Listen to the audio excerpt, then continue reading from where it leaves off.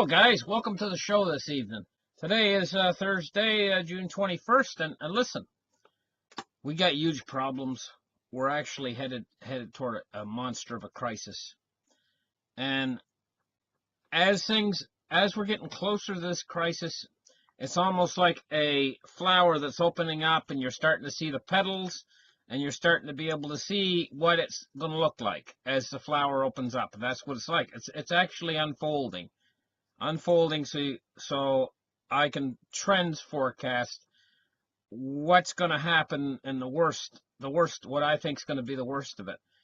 I'm going to tell you, honest to goodness, this is like a storm that's coming. And I think it's going to be centered in Europe. That's what it's starting to look like now, guys.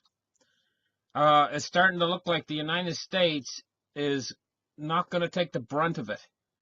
Even though we're going to have a hyperinflation that's going to last for a period of time in the United States during this crisis, during the main part of the crisis, still, we couldn't have a better president in place to handle this. He's been through, well, let's start the charts right here. Pow. Okay, now, here's the thing. We couldn't have a better president to handle this, and the reason why is because he has been through so many bankruptcies, and a bankruptcy of a company or of a corporation and stuff is not unsimilar to the bankruptcy of the United States and the bankruptcy in the entire world. Basically, that's what we're headed toward. We're heading toward a global bankruptcy, but it's especially bad in Europe because of the way they've arranged their banking system. All of the banks in Europe have tied themselves in together. Now, the first thing you think of when I'm talking about this is you're probably thinking about Deutsche Bank. And yeah, Deutsche Bank is on my mind. Let's just take a quick look at this right here. Deutsche Bank today, 9.59.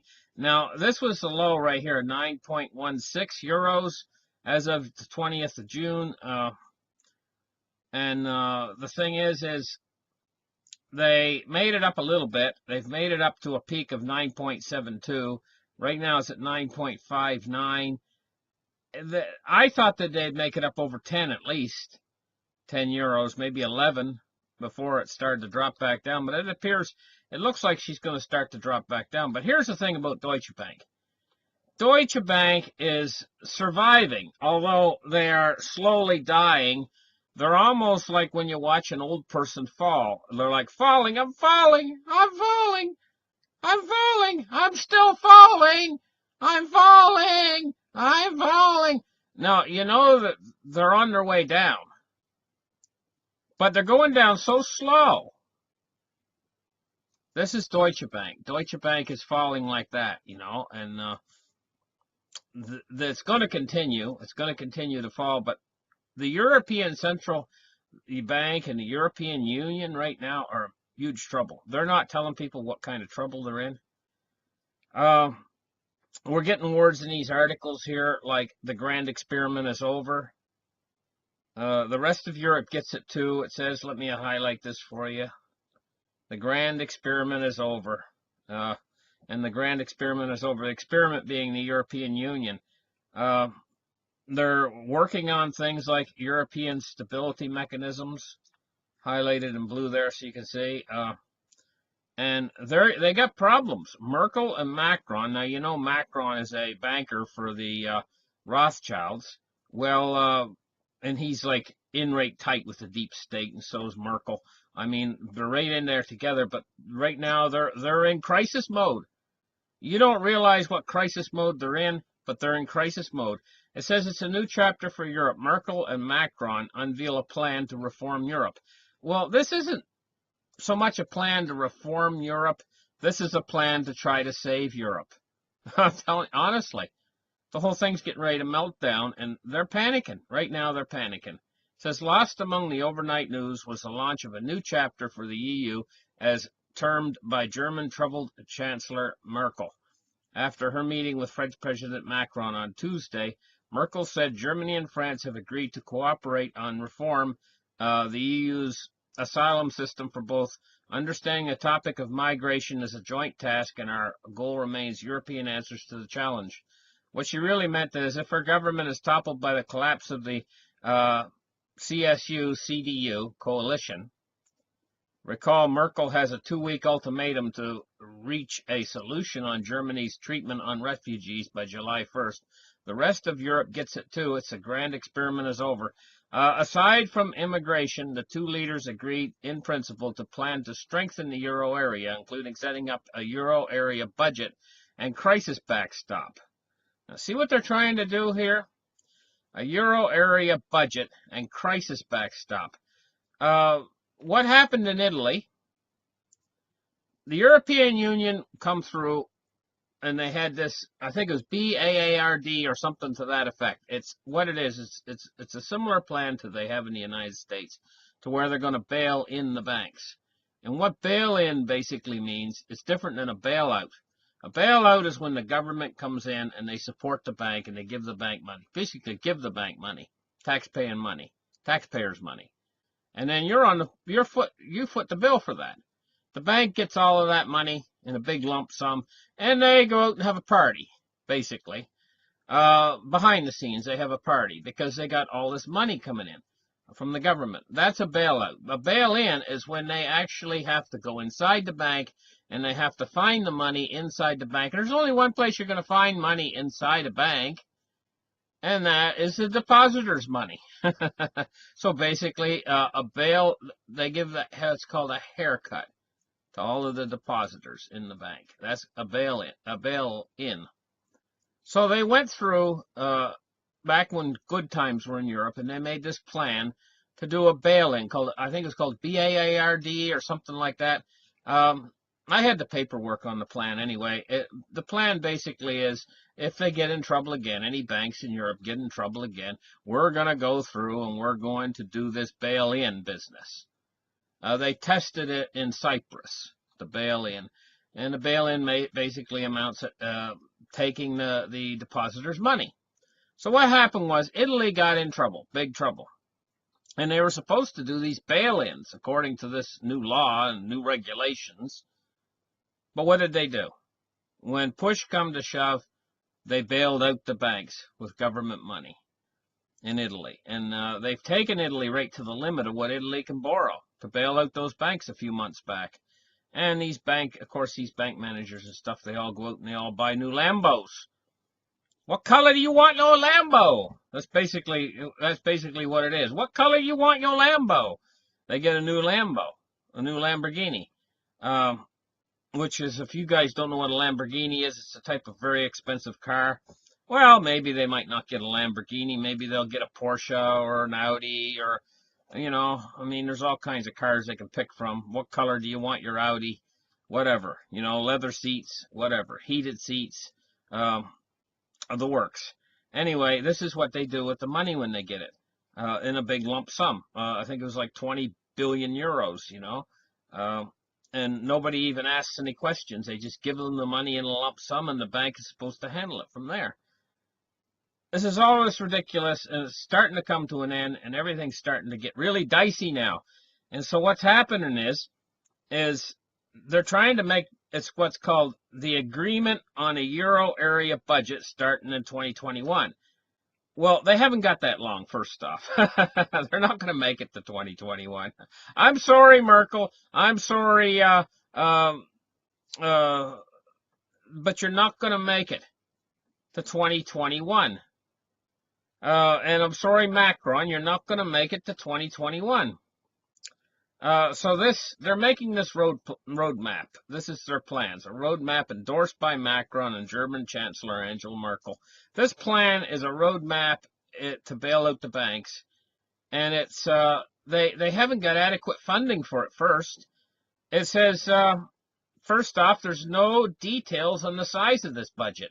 In other words, it's going to be pretty much an unlimited budget, but they're trying to find money for it, and they say that.